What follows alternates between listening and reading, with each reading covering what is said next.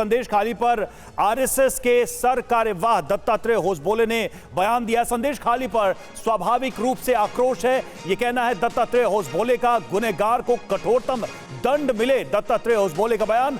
और संदेश खाली पर सभी दल एक मत हों, यह कहना है दत्तात्रेय होसबोले का। ये सुनते हैं क्या कहा उन्होंने। या संदेश खाली जैसे घटना जब होती है या घटना हो रही है उसकी जानकारी मिलती है तो स्वाभाविक रूप से एक आक्रोश पैदा होता है। संघ के स्वयंसेवक, विभिन्न क्षेत्र में कार्य करने वाले हमारे कार्यकर्ता इसका भरपूर भर्त्सन भी किया, उस विरुद्ध में आवाज़ उठाए। राष्ट्रपति के पास जाकर वहाँ प्रतिनिधिमंडल जाकर उनके याचिका ज्ञापन देने का कार्य भी महिला समन्वय ने, वनवासी कल्याण आश्रम ने, सबने किया है।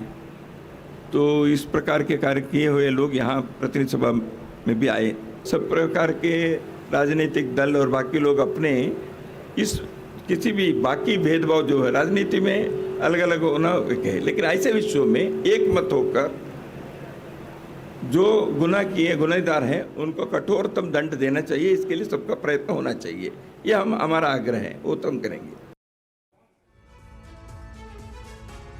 तो देखिए, संदेश खाली को लेकर आरएसएस का पक्ष क्या है। दत्तात्रेय होसबोले ने साफ तौर पर संदेश खाली घटना का जिक्र करते हुए कहा है कि स्वाभाविक रूप से यह आक्रोश है और ऐसी घटनाओं के खिलाफ आवाज उठाई गई है।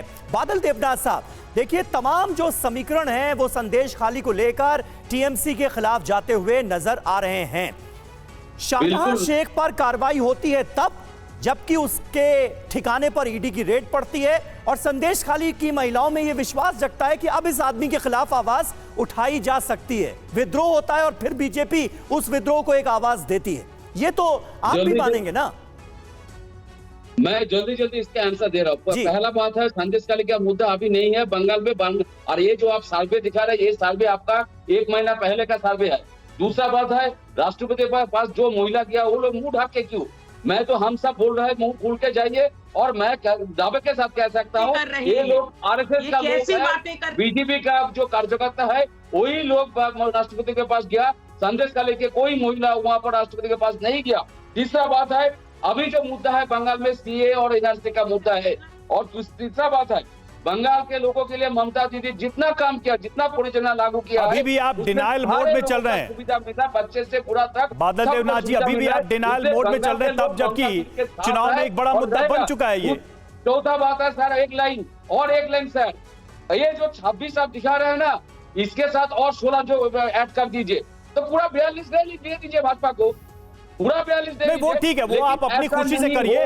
हम वैज्ञानिक तरीके से सर्वे करते हैं और सुनिए, और बादल देवनाथ जी सुनिए, पूरे भारत ही नहीं पूरी दुनिया में चुनावी सर्वे होते हैं, उनका एक वैज्ञानिक तरीका होता है, वो आप भी जानते होंगे। मैं उम्मीद करता हूं, आशा करता हूं आपसे, ठीक है, आपसे मैं उसकी उम्मीद, इतनी समझ की उम्मीद रखता हूं। प्रियंका जी, अब सवाल ये है, अभी हम दत्तात्रेय होसबोले का वो बयान सुन रहे थे जिसमें उन्होंने कहा कि ये विषय ऐसा है जिस पर सभी दलों को साथ आना चाहिए था। ये एक ऐसा विषय है जिसमें बात सिर्फ चुनाव या राजनीति की नहीं, महिलाओं की, उनकी अस्मिता की और उनके सम्मान की है।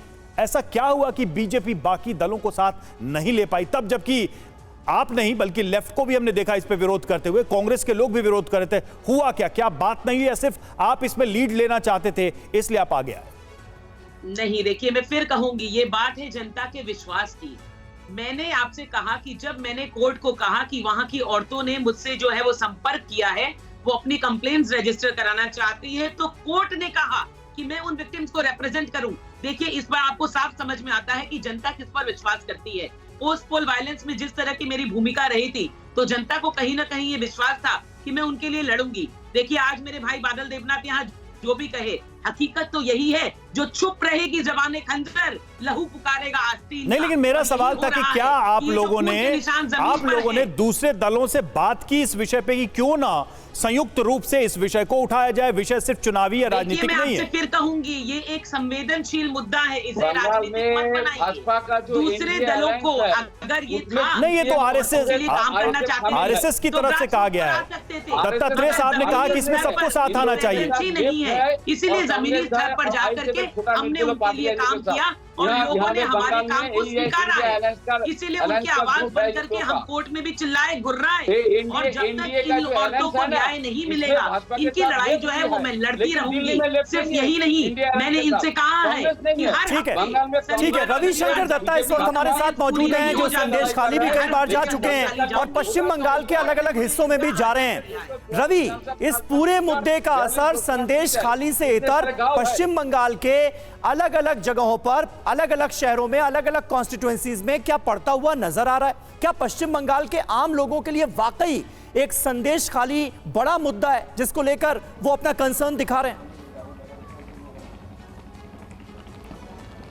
देखिए, नॉर्थ बंगाल का मैं नहीं कह सकता क्योंकि अभी तक मैं नॉर्थ बंगाल विजिट नहीं किया हूँ। ज़रूर मैं जाऊँगा वहाँ पे तो पता चलेगा। लेकिन साउथ बंगाल में एक इफ़ेक्ट है, सीए का एक जैसा इफ़ेक्ट है, जैसे लोगों में चर्चा हो रही है, इलेक्ट्रल बॉन्ड को लेकर जैसे चर्चा हो रही है, वैसे ही संदेश खाली एक मुद्दा यहाँ पे बन चुका है। क्योंकि संदेश खाली एक ऐसा मुद्दा है जो कि 1 महीना लगातार चले हैं, न्यूज़ में रहा है, अभी भी न्यूज़ में है।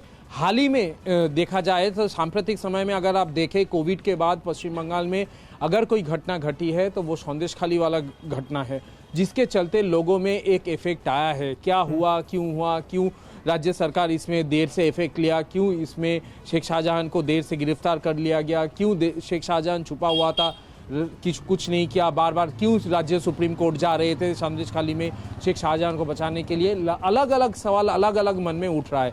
और आम जो लोग हैं उसमें 2 डिवीजन है, एक रूरल, एक हमारा अर्बन। जो शहर के लोग हैं उनमें एक मिक्स प्रतिक्रिया है। वो कह रहे हैं कि संदेश खाली में जो हुआ गलत हुआ, ये हुआ। जो गांव के लोग हैं वो कह रहे हैं नहीं, दीदी ने जो 500 रुपया था 1000 रुपया कर दिया, हमारे लिए वो मायने रखते हैं।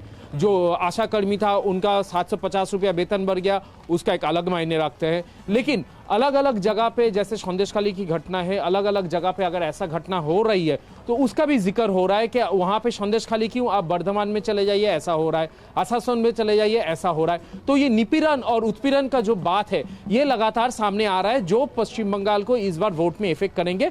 क्योंकि लोगों ने संदेश खाली के जो मुद्दे हैं उससे देखते हुए, शिक्षा लेते हुए ये सबक लिया है कि भाई अगर कुछ गलत हो रहा है तो इससे आवाज उठाना चाहिए।